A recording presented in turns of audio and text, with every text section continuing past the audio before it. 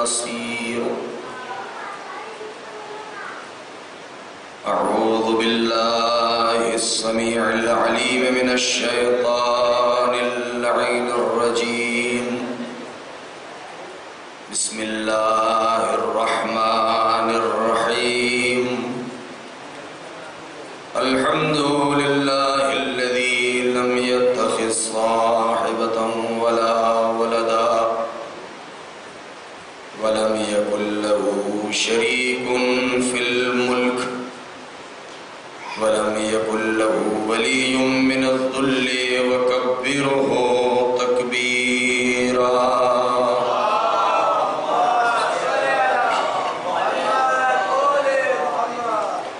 والصلاة والسلام والتحية والإكرام على النبي الأمي المكي المدني القرشي الهاشمي الأبطحي سيدنا ومولانا ومقتدانا وهادينا أبي القاسم محمد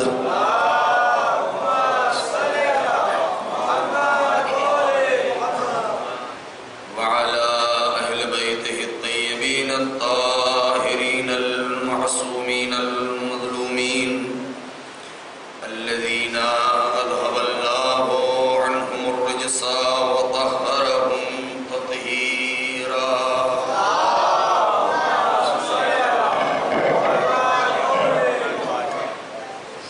ولعنة الله على أعدائهم أجمعين من الآن إلى يوم الدين أما بعد فقد قال الله الحكيم في كتابه الكريم بسم الله الرحمن الرحيم هل أتى على الإنسان حين من الدهر لم يكن شيئا مذكورا إنا خلقنا الإنسان من نطفة أمشاج نبتليه فجعلناه سميعا بصيرا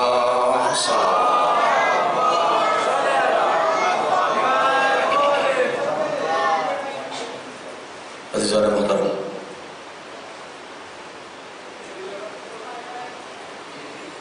عنوان گفتگو آپ کے مد نظر ہے انسان کی قدر و قیمت کربلا کے آئینے میں۔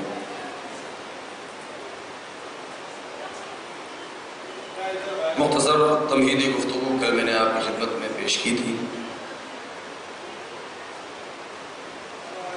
اپنی اسی بات کو آگے بڑھاتے ہوئے چند جملے جو آپ کی خدمت میں عرض کرنے ہیں وہ یہ کہ قرآن مجید جس نے انسانوں کی بلندی، برتری اور افضلیت کا اعلان کیا ہے، اس کی خلقت کے پہلے کے جو حالات تھے، جس وقت اس کی خلقت ہوئی ہے، اور اس کے بعد کے تمام مناظر اور حالات قرآن نے بیان کر دیے ہیں۔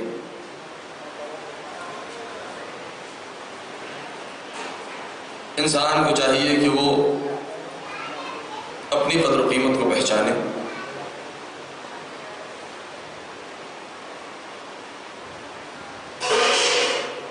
اس کے لیے ایک جملہ کہنا چاہتا ہوں کہ ایک یہاں پر دو طریقے سے گفتگو کی جاتی ہے یا کی جا سکتی ہے۔ ایک چیز تو یہ کہ خود نوع بشر اور بشریت کی قدر و قیمت انسان پہچانے، دوسری یہ ہے کہ بشر کی قدر و قیمت انسان پہچانے۔ یہ دو الگ الگ عنوان ہیں۔ جہاں نوع کے اس سلسلے میں گفتگو ہے کہ انسان بشریت اور نوع انسان کی قدر و قیمت کو پہچانے، وہاں پر قرآن مجید نے رہنمائی کی ہے اور بتایا ہے۔ آل محمد علیہ السلام نے بھی چراغ دکھائے ہیں، وضاحت باتیں کی ہیں. دوسری گفتگو یہ ہے کہ نہیں، خود انسان کی قدر و قیمت کو پہچانے. تو یہاں پر یہ جملہ کہا جا سکتا ہے کہ کسی سے تعظیم کی امید رکھنا، کسی سے اس بات کی تمنا اور آرزو اور امید رکھنا کہ فلاں صاحب یا لوگ میری تعظیم کریں یا میرا احترام کریں، کسی سے اس بات کی امید رکھنا کہ لوگ میری قدر و قیمت کو پہچانیں،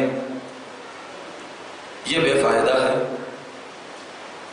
یہ تبھی ہوگا کہ جب انسان اگر یہ چاہتا ہے، بلکہ اس انداز سے کہا جائے کہ اگر انسان یہ چاہتا ہے کہ لوگ اس کی قدر و قیمت کو پہچانیں اور اس کی قدر کریں، تو ضرورت ہے کہ انسان پہلے خود اپنی قدر کرنا سیکھے.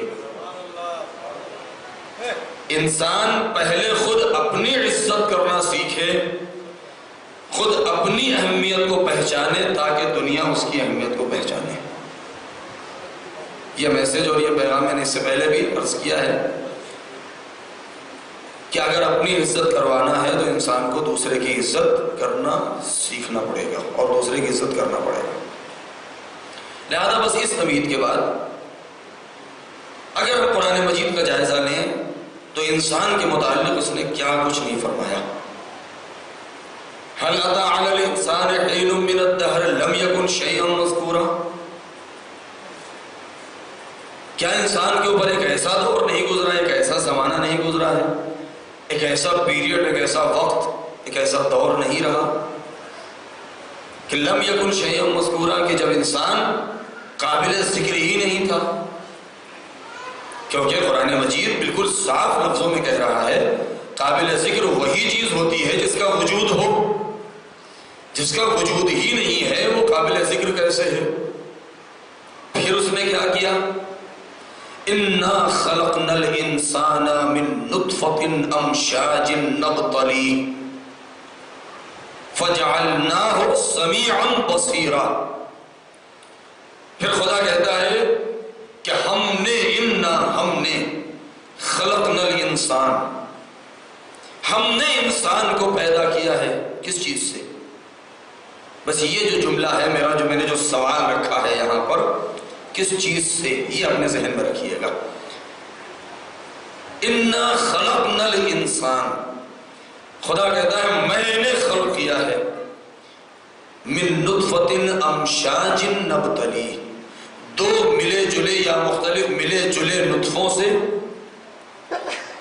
تاکہ اس کا امتحان لیں، اس کی آزمائش کریں، اس کو ٹیسٹ کریں، اس کو چیک کریں، اس کے کھرے کھوٹے کو پہچانیں.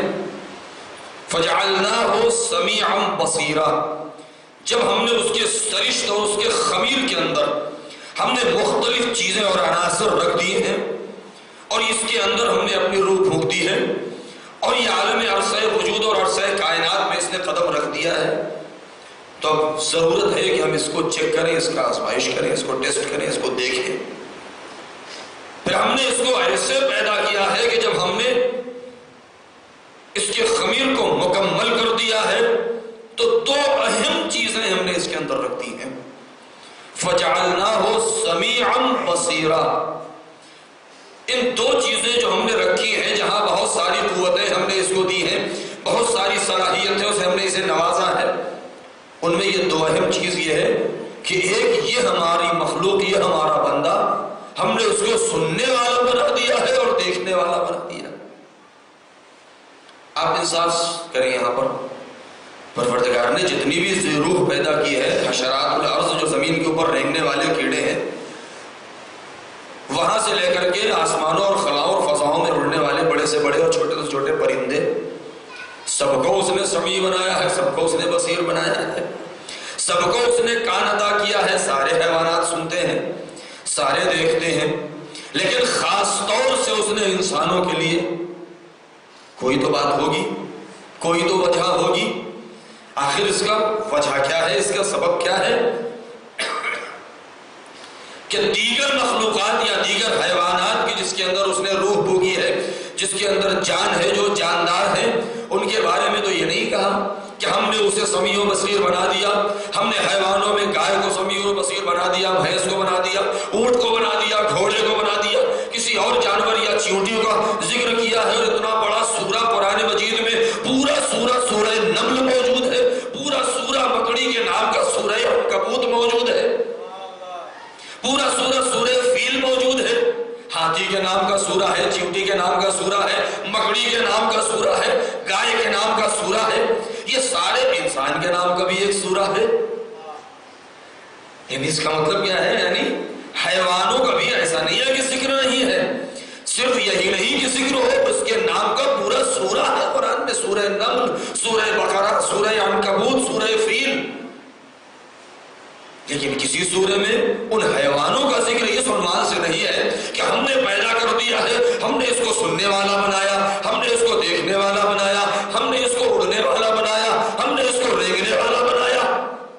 آخر کوئی تو وجہ ہے۔ اس کا مطلب یہ ہے کہ پورے قرآن میں حیوانات کا ذکر تو ہے، کسی بھی حیوان کے کہیں بھی برتری کا ذکر نہیں ہے۔ اگر کسی مخلوقات کے اوپر برتری کا ذکر ہے تو صرف انسان کے۔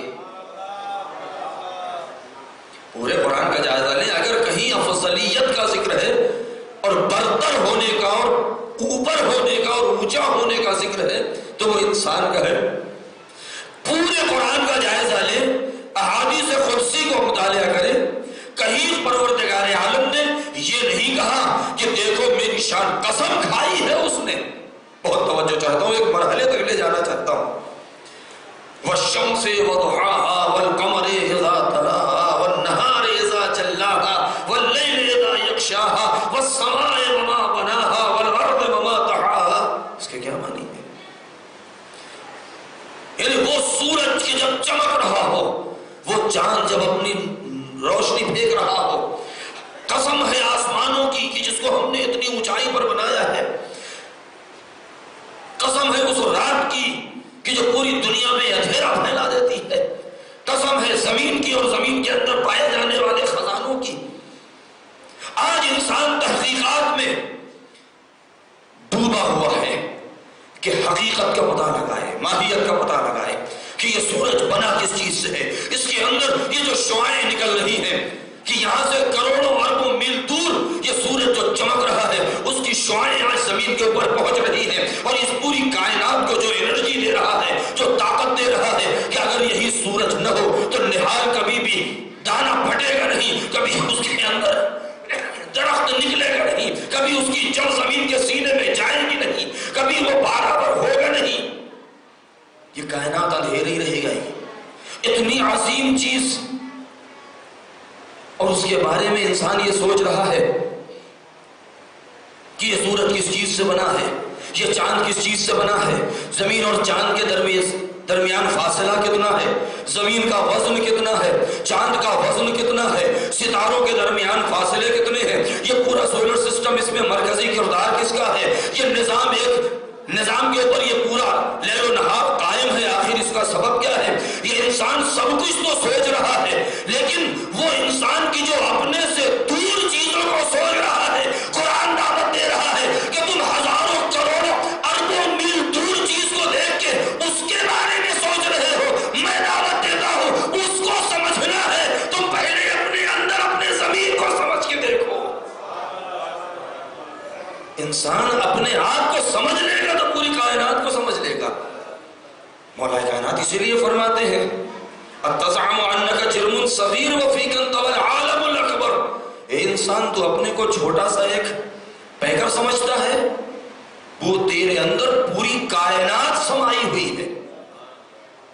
مولا علی کا جملہ جو نہج البلاغہ میں ہے کہ اتزعم انک جرم صغیر، تو اپنے کو ایک چھوٹا سا پیکر سمجھتا ہے، چھوٹا سا ٹکڑا سمجھتا ہے، نہیں، وفیک انطوی العالم الاکبر، بڑی دنیا تیرے وجود کے اندر سمائی ہوئی ہے۔ ایک مرحلہ سورج کے اوپر تحقیق کر رہے ہیں جو روشنی بکھیر رہا ہے، میں نتیجے کے قریب ہوں، چاند روشنی بکھیر رہا ہے، اب یہ دنیا جانے، اور تحقیقات ہیں، بہرحال روایات نے بھی سہارا دیا ہے، دنیاوی علوم نے بھی آگے ترقی کی ہے، کہ سورج کے اندر روشنی کس کی ہے، چاند کے اندر روشنی کس کی ہے، ستاروں میں روشنی کس کی ہے، اور اس کے اندر وہ مرکزی کردار کس کا ہے، محور کون ہے، کس کے گرد یہ کائنات چکر لگا رہی ہے.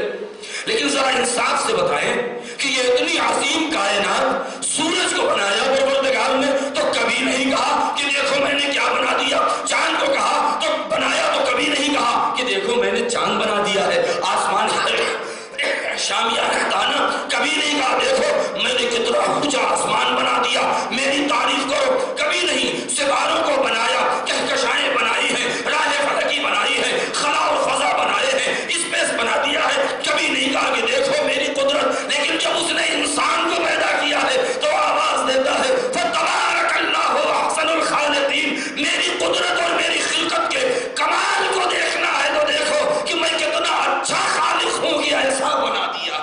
ایک صلوات پڑھے پر محمد وآلہ.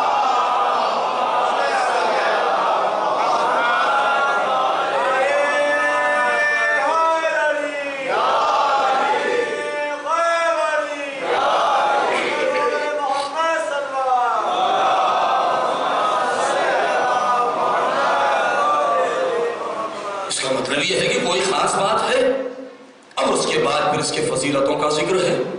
آپ حضرات مجلسوں میں آتے ہیں، سنتے رہتے ہیں، قرآن کیا آواز دیتا ہے وَلَقَدْ كَرَّمْنَا بَنِي آدَمَ وَحَمَلْنَاهُمْ فِي الْبَرِّ وَالْبَحْرِ وَرَزَقْنَاهُمْ مِنَ الطَّيِّبَاتِ وَفَضَّلْنَاهُمْ عَلَى كَثِيرٍ مِّمَّنْ خَلَقْنَا تَفْضِيلًا.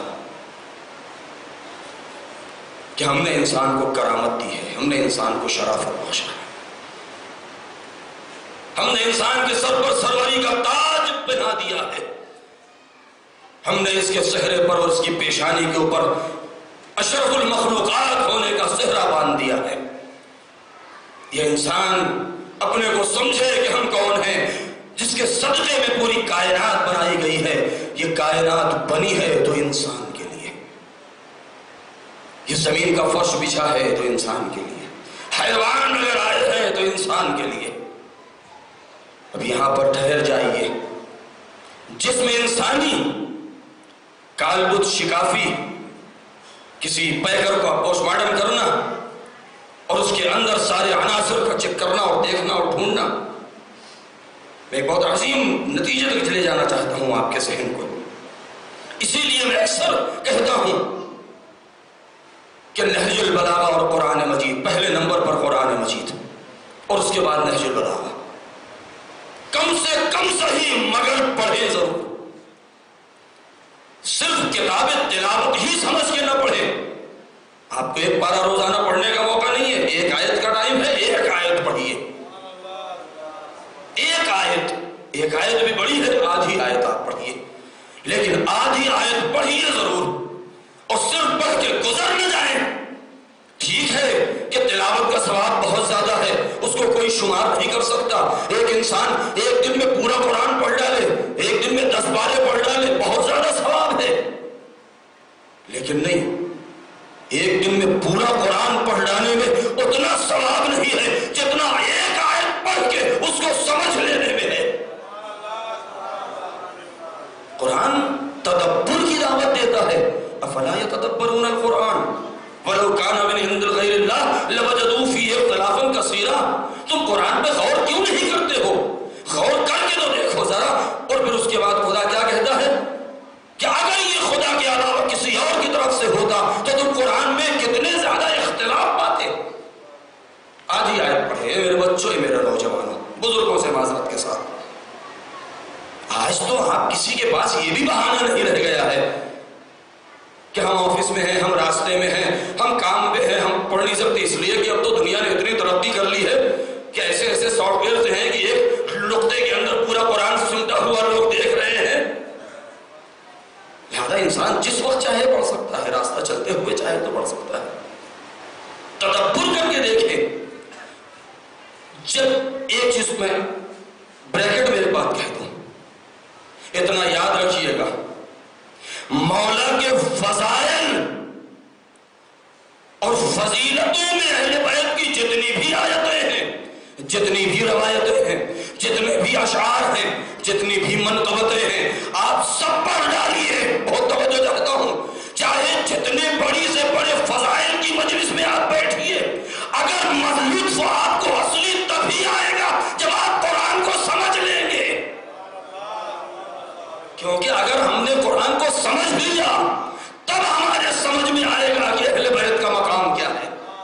اگر ہم قرآن نہیں سمجھیں گے تو علی کے کمال کو در خیبر کے اکھاڑنے میں محدود کر دیں گے. اگر ہم قرآن کو نہیں سمجھیں گے تو ہم صرف یہی سمجھیں گے کہ رسول کا کمال صرف اتنا ہی تھا کہ انہوں نے چاند کے 2 ٹکڑے کر دیے ہیں. نہیں، آپ قرآن پڑھیے تب سمجھ میں آئے گا کہ چاند کے 2 ٹکڑے کر دینا رسول کا کوئی بہت بڑا کمال نہیں تھا.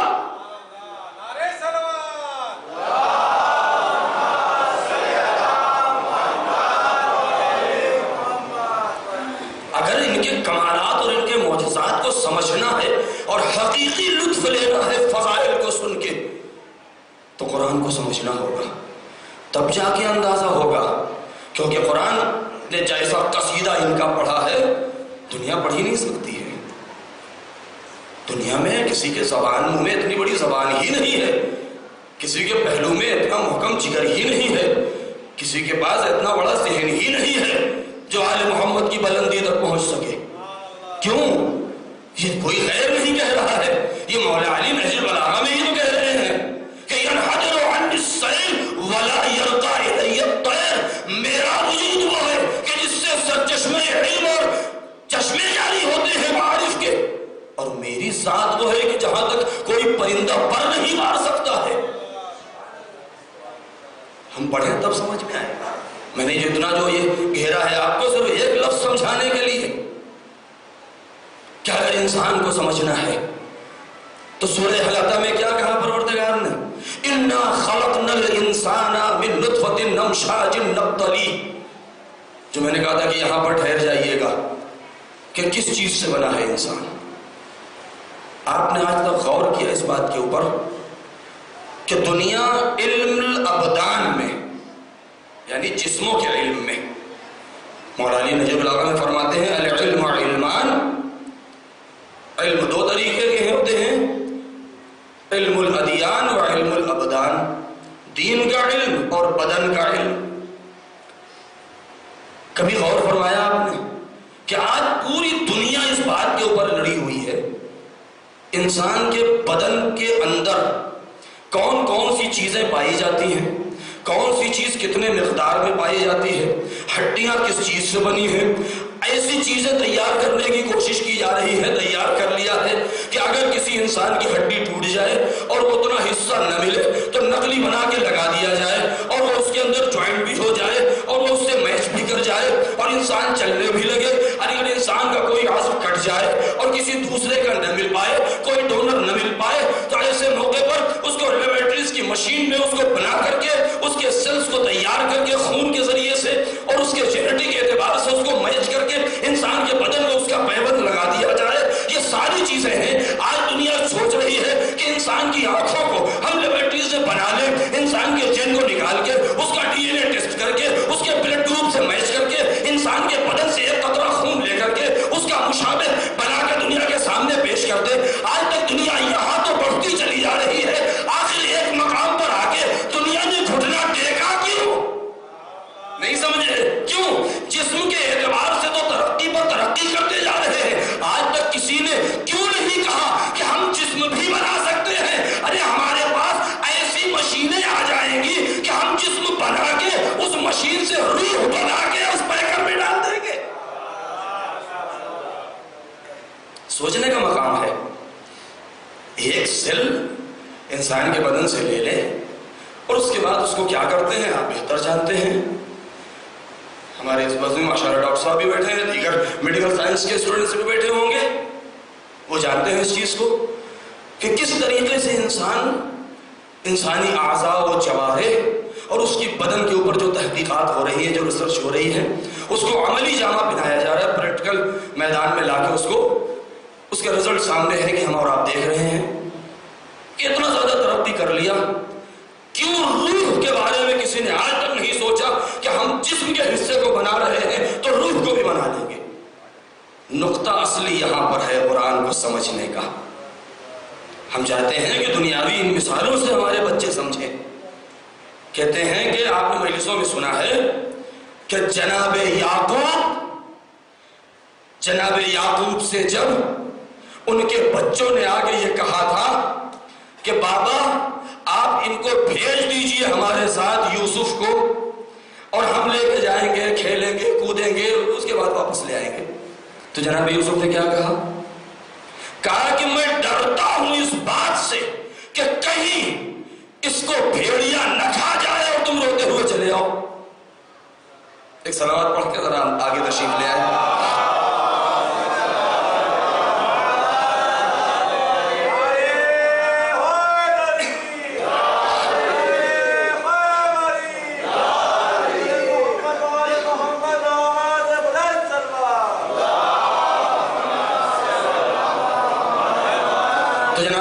جناب یعقوب نے کیا کہا کہ میں ڈرتا ہوں اس بات سے کہ کہیں اس کو بھیڑیا کھا جائے اور تم روتے ہوئے چلے آؤ.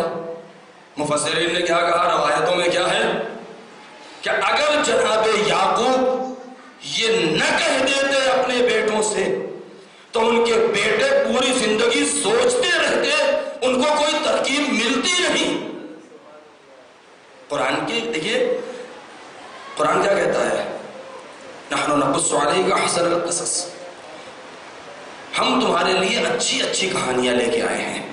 قرآن کا جملہ ہے، ہم تمہارے لیے اچھی اچھی کہانیاں اور قصے بیان کر رہے ہیں. اس کا یہ مطلب نہیں ہے کہ وہ کہانی اور قصے اور جوک کے طریقے سے ہم سن لیں، نہیں، احسن القصص یعنی دنیا میں اس سے اچھے قصے ہو ہی نہیں سکتے. اس کے کیا معنی ہے، یعنی وہ قصے جو قرآن بیان کر رہا ہے، کہانی بیان کر رہا ہے، وہ صرف ایک کہانی اور ایک قصہ نہیں ہے، بلکہ وہ ایک مشعل راہ ہے، وہ ایک سنگ راہ ہے، وہ ایک سنگ میل ہے جو انسان کو مقصد کا پتہ بتا رہا ہے، جو انسان کو مقصد کا پتہ بتا رہا ہے. یہاں پر آج انسان اتنی ترقی کیوں کر رہا ہے؟ اب میں نے ایک لفظ دیا ہے، اب آپ سوچتے جائیے گا، آیتیں پڑھیے، اس کا ٹرانسلیٹ آپ ترجمہ پڑھیے اور اس کو سوچیے. اگر قرآن مجید نے یہ نہ کہہ دیا ہوتا کہ ہم نے آدم کو مٹی سے بنایا ہے، من صلالۃ من طین، یا اگر یہ نہ کہہ دیا ہوتا انا خلقنا الانسان من نطفۃ امشاج، تو پوری کائنات بھٹکتی رہتی، کبھی جسم انسانی کی حقیقت کھل کے سامنے نہ آتی.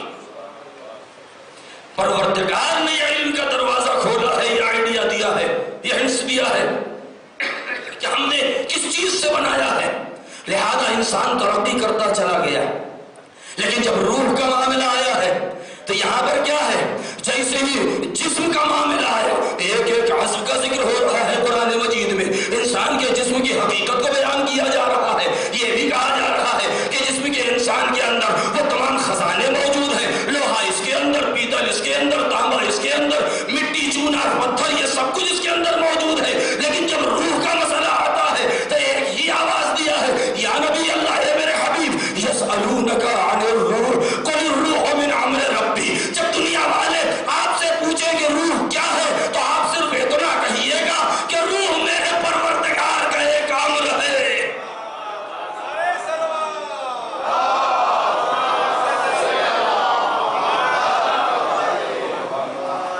قل الروح من امر ربی، روح میرے پروردگار کا ایک امر ہے، اس کا ایک حکم ہے.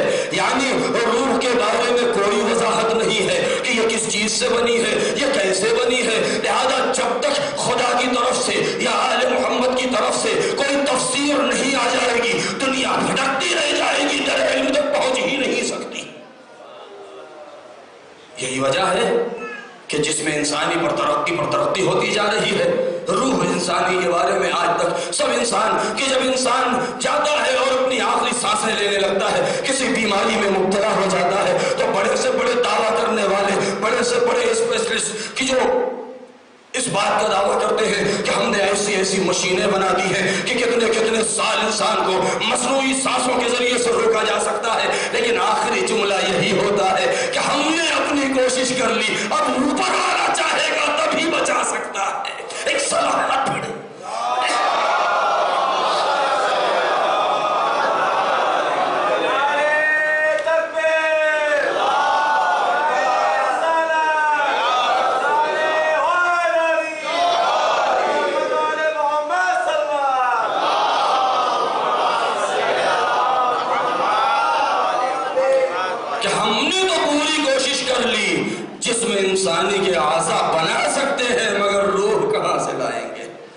کیوں؟ اس لیے کہ وہ امر رب ہے۔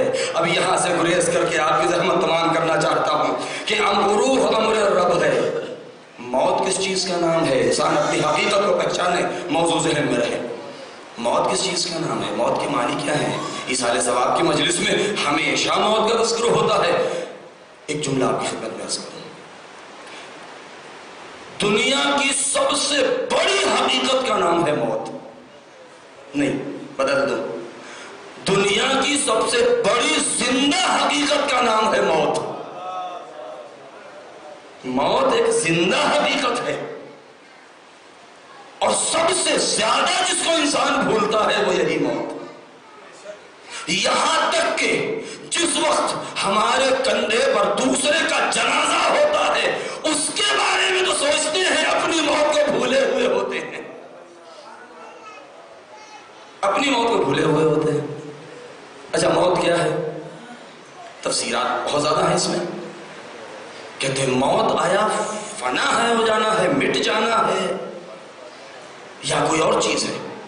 قرآن مجید آواز دیتا ہے وَالَّذِي خَلَقَ الْمَوْتَ وَالْحَيَاةَ لِيَبْلُوَكُمْ أَيُّكُمْ أَحْسَنُ عَمَلًا، کہ اس نے موت اور حیات کو پیدا کیا ہے۔ جو چیز فنا ہے، جو چیز عدم ہے، اس کے بارے میں خلق کرنے کا تصور ہی نہیں ہے۔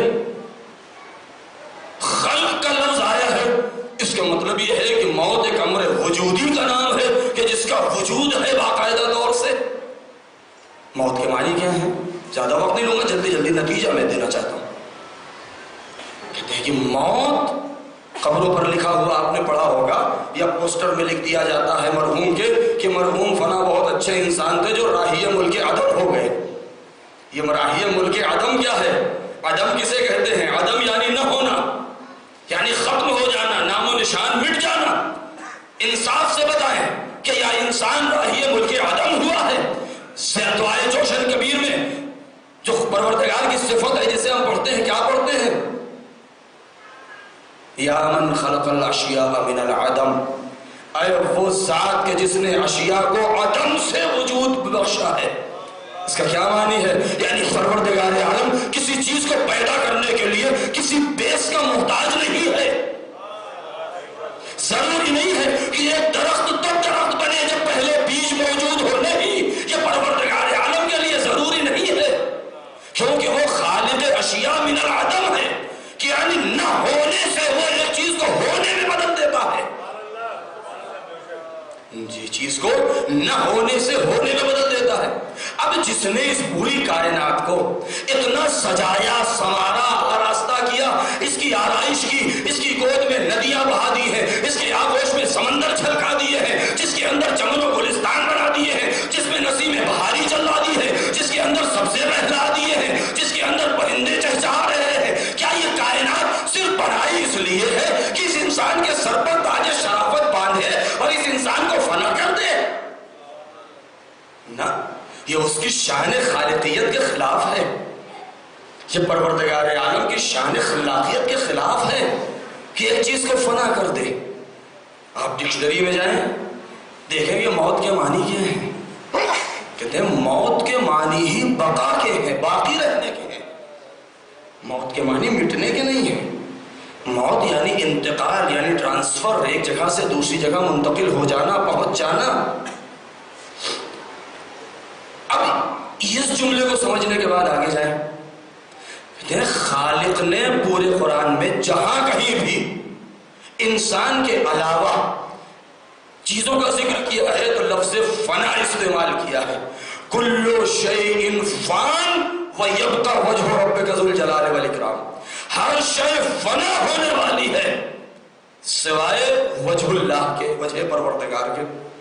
لیکن جب انسان کا تذکرہ آتا ہے، کہیں پر کل نفس ذائقۃ الموت، کہیں پر کہ تم کتنا موت سے بھاگو گے، تفروا منکم فانہ ملاقیکم ثم تردون الی عالم الغیب والشہادہ، تم بھاگتے رہو بھاگتے رہو بھاگتے رہو، آخر میں وہ تمہیں جا کے پکڑ لے گی اور پکڑ کے تمہیں وہاں پہنچا دے گی جہاں پہنچانا ہے۔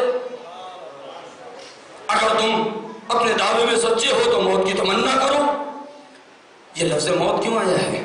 اس کا مطلب یہ ہے کہ وہ ذات پروردگار، وہ حکیم، وہ کریم، وہ دانا کہ جس نے اتنی بڑی سجا کے سنوار کے اس نے اس قابل بنایا ہے، اور ہماری پیشانی کو ہماری عزت بنایا ہے، ہمارے سر کو ہمارا وقار بنایا ہے، فرشتوں کا سر ہمارے سامنے جھکا دیا تاکہ ہمارا سر اپنے سامنے جھکا سکے۔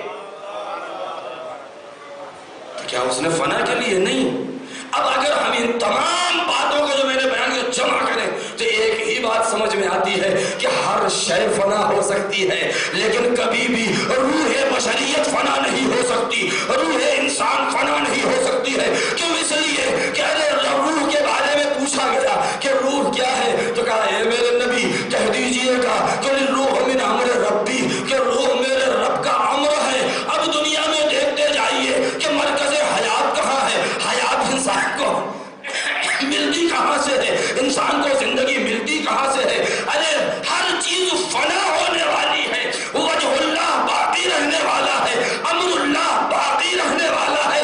اب دنیا جائے، اگر حیات چاہیے تو مرکز حیات درے والی امر پر انسان کو جانا پڑے گا۔ ایک صلوات پڑھیں بر محمد و آل محمد۔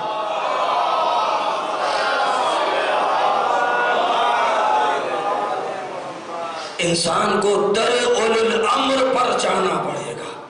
روح امر الہی ہے۔ صاحبان امر کسے کہتے ہیں؟ کہ جس کے ہاتھ میں امر الہی کا اختیار ہو۔ حکم پروردگار امر الہی اور امر خدا جس کے ہاتھ میں ہے وہ صاحبان امر ہے۔ خدا نے صاحبان امر کی اطاعت کا حکم دیا ہے۔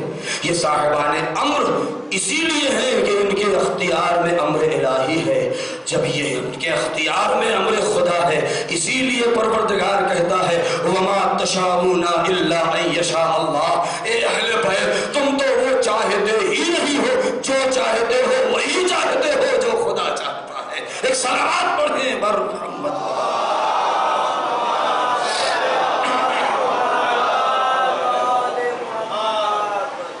بیت کو سمجھنا ہے، اس انداز سے روایات آیات کی تلاوت کریں، اس کو سوچیں، اس کے بعد جب ان کا قصیدہ پڑھیں گے تب سمجھ میں آئے گا۔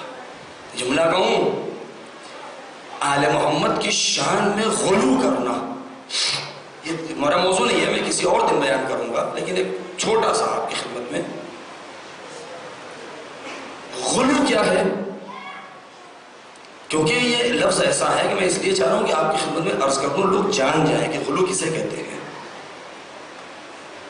غلو کہنا، غلو کے معنی ہے غالی اسے کہتے ہیں کہ جو اہل بیت علیہ السلام 12 امام 14 معصومین میں جتنی بھی فردیں ہیں سب کو خدا کے مقام تک پہنچا دینا، یہ غلو ہے۔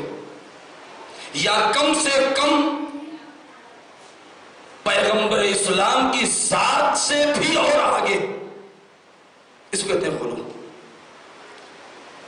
اس کو کہتے ہیں غلو۔ کس میں دم ہے جو آل محمد کا قصیدہ پڑھے؟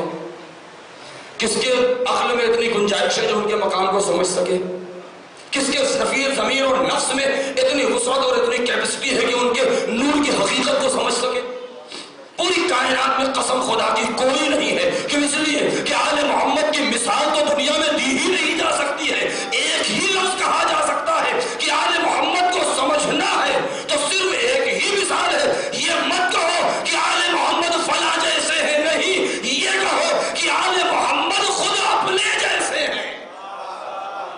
ایک صلوات پڑھے بر محمد۔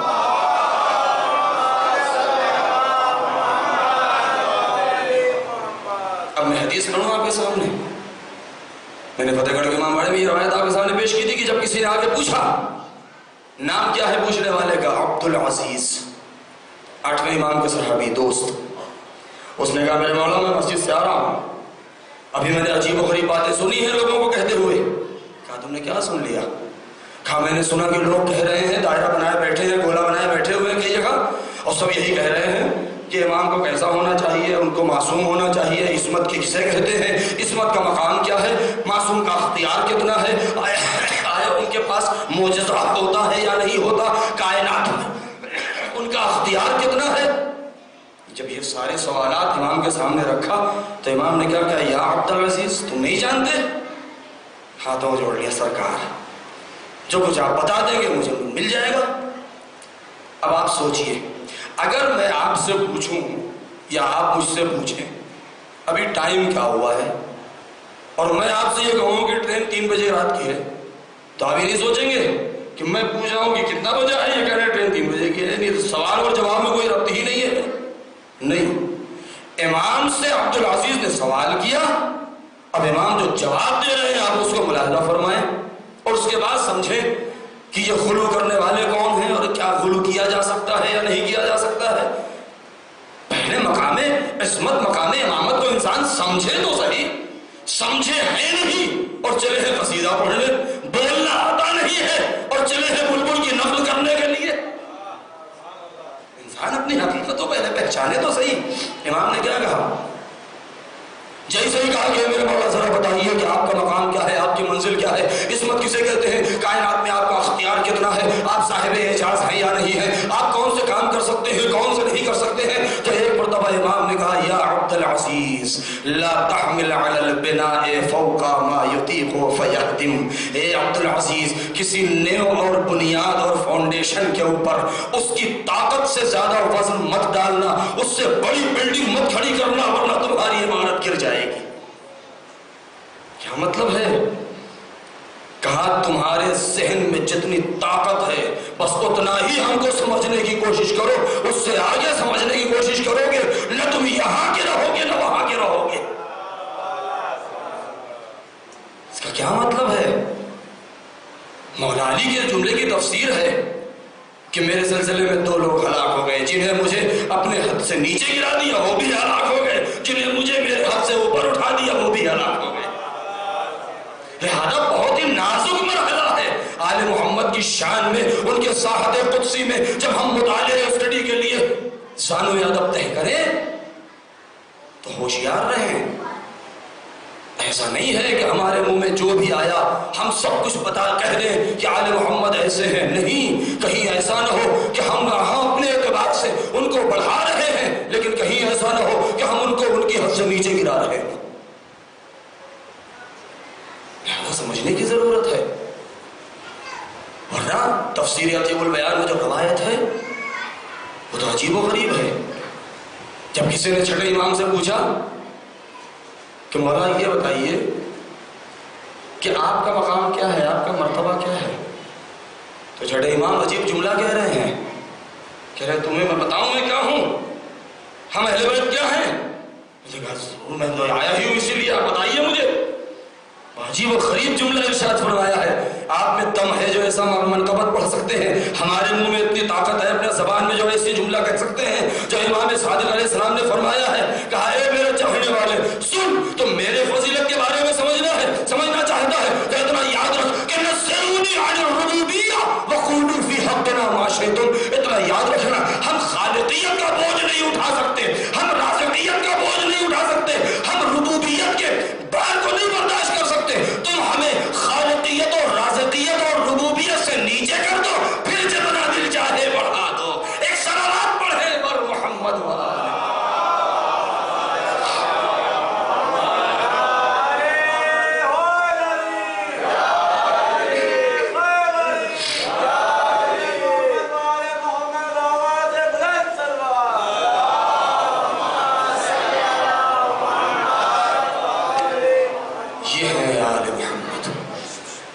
میدان کربلا میں امام یہی پیغام لے کر کے آئے تھے کہ تم اپنی حقیقت کو پہچانو، غلامی کی بیڑی کو اپنے پیر سے اتار دو، غلامی کا قلادہ اپنے گردن سے ہٹا دو۔ غلامی کس چیز کو کہتے ہیں کسی اور دن میں وضاحت کروں گا۔ غلامی صرف اس چیز کا نام نہیں ہے کہ کوئی ہمیں خرید لے، ہمیں اپنا نوکر بنا لے اور ہم اس کے روٹی کے محتاج رہیں، وہ ہمارے کام کا محتاج رہے، نا، ایسا نہیں ہے۔ یہ تو غلامی کی سب سے کم ترین چیز ہے۔ غلامی کی کتنی قسمیں ہو سکتی ہیں۔ سرکار سید الشہداء نے میدان کربلا میں آ کے اسی بات کا اعلان کیا تھا کہ انسان غلام نہ رہے کسی چیز کا، کیونکہ انسان جب تک آزاد نہیں ہوگا تب تک اسے پروردگار کی عبادت کا لطف آ ہی نہیں سکتا، جب تک اس کی فکر آزاد نہیں ہوگی۔ ہمارا کسی سے جھگڑا ہو گیا، وہ ہم سے زیادہ مضبوط ہے، پہلوان ہے، زیادہ پاورفل ہے، اب ہم تو اس کے مقابلے میں لڑ نہیں سکتے، لہذا ہم نے کیا کیا، اس کی گاڑی پنچر کر دیا مثال کے طور پر۔ یہ جو ہم نے کام کیا ہے، اس کو نقصان کیا ہے، آیا ہم آزاد ہیں یا غلام ہیں؟ کہ ہم آزاد نہیں ہیں، ہم غلام ہیں اپنے ضمیر کے۔ اس کے بچے کو ایک تماچا مار دیا ہم نے، یہ ہم آزاد نہیں ہیں، یہ ہم غلام ہیں۔ کیونکہ اگر ہماری فکر آزاد ہوتی تو ہم کبھی ایسی حرکت نہ کرتے، کیونکہ مولا علی نے یا امام حسین علیہ السلام نے جو ہمیں درس دیا ہے آزادی کا، کیا فرمایا ہے امام حسن نے؟ وَلَا تَكُنْ عَبْدَ غَيْرَكَ وَقَدْ جَعَلَكَ اللَّهُ حُرًّا۔ اے انسان، اپنے کو کسی کا غلام مت سمجھنا، کیونکہ پروردگار نے تجھے آزاد پیدا کیا ہے۔ سید الشہداء نے کیا کہا؟ یا شیعۃ آل ابی سفیان ان لم یکن لکم دین فکونوا احرارا فی دنیاکم وکنتم لا تخافون المعاد۔ اگر تم قیامت سے نہیں ڈرتے ہو اور دیندار نہیں ہو تو کم سے کم اپنی دنیا میں آزاد بن کے رہو۔ یعنی کیا مطلب ہے کہ قسم خدا کی اگر لوگوں کے اندر آزادی ہوتی تو کبھی بھی حسین کے مقابلے میں جنگ کے لیے نہ آتے۔ یہ غلامی تھی جو ان کو کھینچ کے لا رہی تھی، یہ غلامی تھی۔ عزاداروں، جس وقت امام مدینے سے نکل رہے تھے تو سب سے آخر میں جناب محمد حنفیہ سے ملاقات ہوئی تھی، جن کو آپ نے وصیت کی تھی، لیکن اس سے پہلے جس نے آگے مشورہ دیا ہے وہ ابن عباس ہے، عبداللہ ابن عباس۔ تاریخ کہتی ہے کہ جس وقت ابن عباس آئے ہیں اور کہا ہے میرے مولا مت جائیے، عراق نہ جائیے، امام نے کہا نہیں مجھے جانا ہے۔ جب آپ نے کہا کہ نہیں، ان اللہ شاء ان یرانی قتیلا، اے ابن عباس، پروردگار کا منشا یہ ہے کہ مجھے قتل ہوتا ہوئے دیکھے، تو جیسے ہی کہا کہ میں جا رہا ہوں تو آپ کا یہ جملہ ہے، فرمایا فما معنی حملک هذه النسوہ، اے مولا پھر یہ بچوں اور عورتوں کو لے جانے کا کیا مقصد ہے؟ اس وقت امام نے فرمایا ان اللہ شاء ان یراہن سوایا، خدا چاہتا ہے کہ انہیں اسیر دیکھے۔ سید سجاد یہی تو نوحہ پڑھ رہے تھے۔ امام زین العابدین کے زبان پر جو نوحہ اور جو مرثیہ تھا وہ یہی تھا کہ ہمیں کوفہ و شام کے بازاروں میں ایسے پھرایا گیا جیسے ترک و دیلم کے غلام اور کنیزوں کو پھرایا۔ اللہ اکبر، اجرکم علی اللہ۔ یعنی وہ انسان کی جو آزادی کا درس دینے آیا ہے، وہ انسان کی جس کے دروازے پر بڑے سے بڑے بادشاہ بھی غلامی کرتے ہوئے شرف محسوس کرے، وہ دہلیز کہ جہاں پر کتنے کیسے کیسے لوگ آئے ہیں، غلامی کا دم بھرا ہے۔ جناب جون جو غلام تھے، لیکن کیسا غلام؟ ایسا غلام تھا جس کی غلامی کے اوپر سلطنتیں قربان ہو جائیں۔ جناب جون کی حقیقت کو پہچانے۔ میں ہر مجلس میں بار بار کہتا ہوں، ہمارے پاس بزرگ یہ نہ سوچے کہ میں نے فلاں مجلس میں کہا ہے، نہیں، جناب جون کے صرف مصائب اور ان کی غلامی اور ان کے سیاہ رنگ اور امام حسین کے ساتھ شہادت کو نہ دیکھیے۔ جناب جون ایک ایسی ذات ہے جس کو ہم اپنے لیے اسوہ اور نمونہ عمل اور آئیڈیل بنا سکتے ہیں۔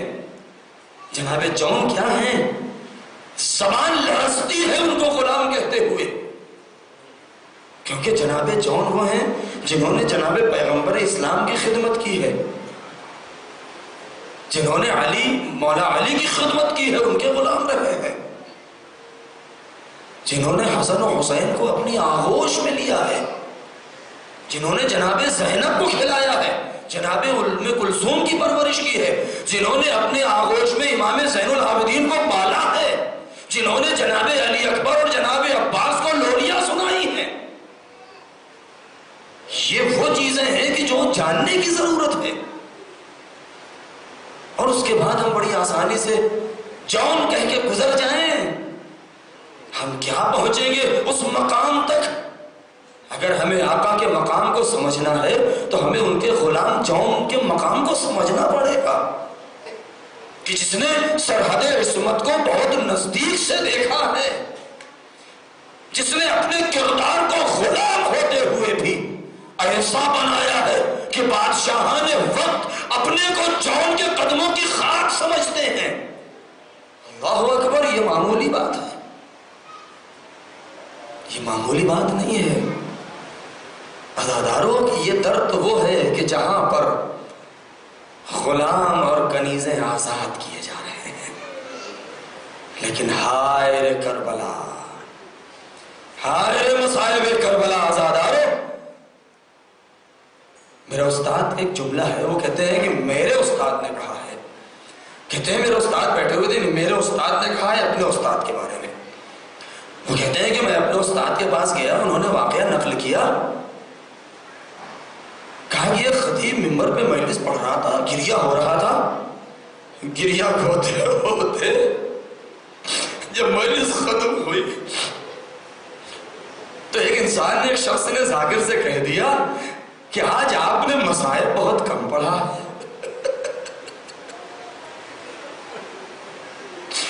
وہ میرے استاد بہت عارف تھے، اپنا امامہ پھینک دیا ہے، صورت پیٹنے لگے. اے شخص، ارے تو کیا کہہ رہا ہے؟ تو کہہ رہا ہے کہ ذاکر نے مصائب کم پڑھا ہے. ارے کیا اس نے یہ جملہ نہیں کہا، ایک انسان اگر روتے روتے مر جائے تو اس کی موت کے لیے کافی ہے؟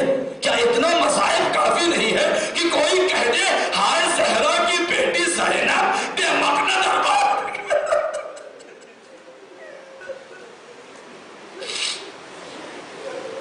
زہرا کی بیٹی زینب بے مقنع چادر دربار میں گئی ہے. کیا یہ مصائب انسان سننے کے بعد انسان کے مر جانے کے لیے کافی نہیں ہے؟ عزادارو،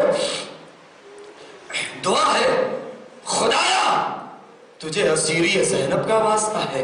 جتنے بھی مشتاق حج و زیارات ہیں انہیں حج و زیارات سے مشرف فرما. جو لوگ زیارت کرنے جا چکے ہیں وہ جانتے ہیں، انہوں نے اس مناظر کو دیکھا ہے اپنی آنکھوں سے.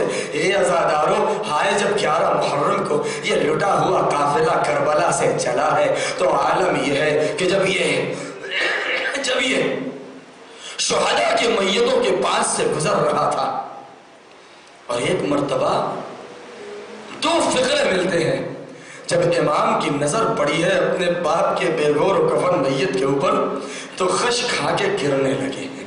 ثانیہ زہرا آگے بڑھی ہے، شانوں کو پکڑا، اے میرے لال، اے میرے لال، اے امام وقت ہو، اپنے آپ کو سنبھالو، ابھی بڑے منزلیں باقی ہیں. اور اس کے بعد ابھی یہ کہا ہی تھا کہ زینب سے رہا نہ گیا. ایک مرتبہ اس میت کو دیکھنے کے بعد ایک ہی جملہ کہا ہے، انت اخی انت ابن امی. اے ذرا اتنا بتا دے، کیا تو ہی میرا ماجایا ہے؟ کیا تو ہی میرا بھائی ہے؟ اجرکم علی اللہ. عزادارو، زینب اس عالم میں کربلا سے نکلی ہے. روایتوں میں ہے کہ جب یہ لٹا ہوا قافلہ کربلا سے نکل چکا ہے تو 11 محرم کو یا 12 کی صبح میں جناب زہیر ابن قین کہ جو کربلا میں شہید ہو گئے، ان کی زوجہ نے اپنے غلام کو ایک کفن دیا اور کفن دے کر کے کہا کہ اے میرے غلام، تو ایک کام کر دے، میں تجھے راہ خدا میں آزاد کر دوں گی. اس نے کہا بیوی کیا کام ہے؟ کہا یہ کفن لے لے، چلا جا کربلا کے میدان میں اور وہاں دیکھ، ارے تیرے آقا کی میت بے گور و کفن ہوگی. ہائے ایسا نہ ہو کہ درندے بے ادبی کریں، لہذا اپنے آقا کو یہ کفن دے کے کسی مناسب جگہ دفن کر دینا. ہائے، اور اس کے بعد کیا کہا ارے وہاں تو اور بھی تھے، اور لوگ تھے، لیکن ان کی میتیں تو دفن ہو گئی ہوں گی، لیکن تیرے آقا کو کوئی پہچانتا نہیں تھا. ہائے، غلام نے کفن لیا ہے اور کفن لینے کے بعد جب میدان کربلا پہنچا ہے اور ایک مرتبہ صحرائے کربلا پر اس نے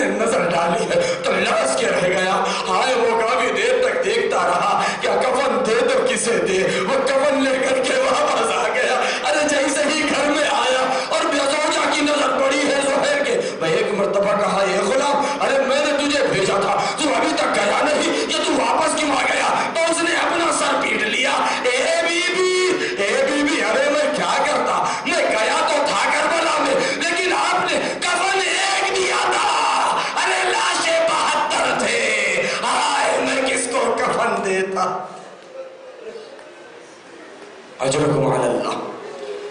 یہ قافلہ کربلا سے چلا ہے. جو لوگ زیارت کرنے گئے ہیں وہ جانتے ہیں. وہ اسی راستے سے کہ جس راستے سے 40 میں معمولاً لوگ نجف سے یا کوفے سے کربلا پیدل جاتے ہیں زائرین اپنے مولا سے عرض ادب کرنے کے لیے. معمولاً یہ قافلہ چلا ہے. کتنی دور ہے؟ کم سے کم 3 دن لگتے ہیں. یعنی انسان اگر بہت تیز چلے تو 3 دن لگتے ہیں پہنچنے میں. ہائے آپ سوچئے یہ تقریباً کوفے تک 100 کلومیٹر کا یہ فاصلہ ہے کہ جو کربلا سے کوفے تک ہے. آپ سوچیں روایتیں کیا کہتی ہیں کہ 12 تاریخ کو یہ قافلہ کوفے پہنچ گیا تھا. ہائے یہ قافلہ کتنی تیز چلایا گیا تھا, کتنی تیز دوڑایا گیا تھا. ہائے عابد بیمار جن کے ہاتھوں میں ہتھکڑیاں بھی ہے, جن کے پیروں میں بیڑیاں بھی ہے, گلے میں توکے خاردار بھی ہے, کمر میں لنگر بھی ہے, نہار ناقا بھی ہاتھوں میں ہے, بے کجاوا محمودوں کے اوپر ارے ماں بہنیں اور بھوبیاں اور بیٹیاں بیٹھی ہوئی ہیں. ہائے یہ قافلہ کتنی تیزی سے چلایا گیا کہ ننھے ننھے بچے ماں کی گود سے گرتے رہے, وہ فریاد کرتے رہے. ہائے کوئی مدد کرنے والا نہیں تھا. آج بھی اس راستے پر کتنی ایسی قبریں ہیں لیکن جس کے بارے میں یہی ملتا ہے کہ یہ بچے ہائے اونٹ سے گر کے شہید ہو گئے تھے. اجرکم علی اللہ. اے عزادارو, ہائے جب یہ قافلہ پہنچا ہے کوفے میں, مجھے پورے حالات نہیں بیان کرنے, تو دو سواریاں ایسی تھی, 2 گھوڑے ایسے تھے کہ جن کے گردنوں میں 2 سر بندھے ہوئے تھے. ایک گھوڑے کی گردن میں ابو الفضل العباس کا سر تھا, ایک گھوڑے کی گردن میں حبیب ابن مظاہر کا سر تھا. اے عزادارو, آج بھی آپ جائیں زیارت کے لیے, کوفے سے پہلے ایک مسجد ہے جس کا نام ہے مسجد حنانہ. ارے وہاں جب یہ قافلہ وہاں پہنچا ہے, یہ مسجد حنانہ وہی مسجد ہے جس کے بارے میں روایت ملتی ہے سارے زائرین وہاں جاتے ہیں زیارت کرنے کے لیے. وہاں ایک مقام ہے کہ جہاں پر زری بنی ہوئی ہے اور اس پر لکھا یہ ہے کہ یہ وہ جگہ ہے کہ جہاں پر لٹا ہوا قافلہ جب آیا تھا تو ایک مرتبہ حسین اور شہداء کے سر یہی رکھے گئے تھے, جس میں سے کچھ بال اور کچھ خون کے قطرات گرے تھے اور وہی دفن ہے. آج وہاں قبر بنی ہوئی ہے, زری بنی ہے, اہل حرم کو وہی روکا گیا تھا. تاریخ کہتی ہے کہ مسجد حنانہ کو اس لیے کہتے ہیں کہ جب مولا علی کا جنازہ 21 رمضان کو وہاں سے گزرا ہے تو اس کے مینار نے اور گنبد نے جھک کے سلام کیا تھا مولا کی میت کو. لہذا جب یہ قافلہ کوفے کے دروازے پر پہنچا ہے تو ایک مرتبہ ارے کوفے سے ایک نمائندہ آیا ہے. ہائے شام کا وقت تھا, شام کا وقت تھا. زینب کو بڑی ڈھارس ہوئی تھی کہ رات کی تاریکی ہے, رات کا اندھیرا ہے, ارے ہم ایسے کوفے میں جائیں گے کہ ہمیں کوئی پہچان نہ پائے گا. کیوں؟ اس لیے کہ ارے 4 سال زینب کوفے میں رہ چکی ہے. لیکن ایک مرتبہ ارے زینب کا دل دہل گیا جب یہ سنا کہ ارے کہاں یہ جا رہا ہے کہ یہ قافلہ یہی ٹھہرا دیا جائے. ابھی کوفے کا بازار سجا نہیں ہے, ابھی دربار کی آئینہ بندی نہیں ہوئی ہے. لہذا کل دن کے اجالے میں ارے قافلے کو لے کر کے آنا. ہائے زینب تڑپ گئی. ایک مرتبہ نجف کا رخ کیا, آواز دیا ہوگا اے بابا. ہائے انقلاب زمانہ دیکھیے, ارے کل یہی سن 40 کا کوفہ تھا, سن 35 کا کوفہ تھا. زینب دن میں آئی تھی, ارے بیٹا حسن سے منع کیا تھا, اے میرے لال حسن, ارے میری بیٹیوں کو کوفے میں دن میں نہ لانا, ارے رات کا انتظار کرو. اے بابا آج زینب رات میں آئی ہے, دن کا انتظار ہے, تماشائیوں کا مجمع ہو, منادی ندا دے رہا ہو, ہذہ السبایا من بنات رسول اللہ وسيعلم الذين ظلموا أي منقلب ينقلبون. لعنة الله على القوم الظالمين. الہی بحق الزہراء وابیہا وبعلہا وبنیہا وسر المستودع فیہا. آنے والے ہمارے اس عمل کو قبول فرما. پروردگار ہمیں علم و عمل کی توفیق مرحمت فرما. ہمارے بچوں کو علم میں ترقی مرحمت فرما. ہمارے جوانوں کو بصیرت عطا فرما. پروردگار ہمارے امام کو ہم سے راضی اور خوشنود فرما. ہمارا پرسہ اور ہمارا سلام بی بی دو عالم کی خدمت میں پہنچا دے. جو بیمار ہیں اہل حرم کے صدقے میں انہیں شفا مرحمت فرما. جو بے اولاد ان کو صاحب اولاد فرما، صاحبان اولاد کو نیک و صالح قرار دے۔ پروردگار ہمارے امام کے ظہور میں تعجیل فرما، ہمیں ان کے مددگاروں میں شمار فرما۔ ربنا تقبل منا